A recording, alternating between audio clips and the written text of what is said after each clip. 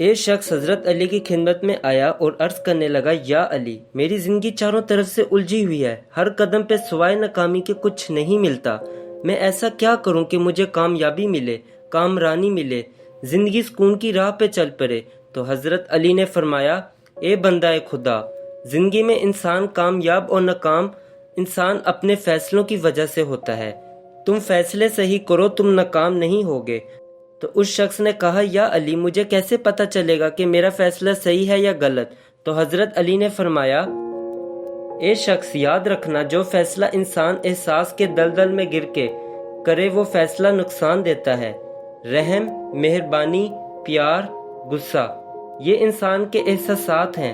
جب بھی فیصلہ کرو تم ان احساسات سے مبصرہ ہو کے کرو، اور جو انسان اپنے تجربات کی بنیاد پر فیصلہ کرتا ہے وہ انسان کبھی ناکام نہیں ہوتا۔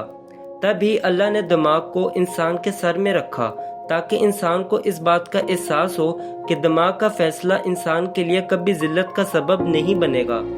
اور ایک بات یاد رکھنا، اگر دنیا میں کامیابی چاہتے ہو تو ہر نماز کے بعد 27 مرتبہ نصر من اللہ و فتح قریب ضرور پڑھا کرو، کیونکہ اس ورد سے فرشتے انسان کے قدموں کے نیچے کامیابی کی راہ بچھاتے ہیں۔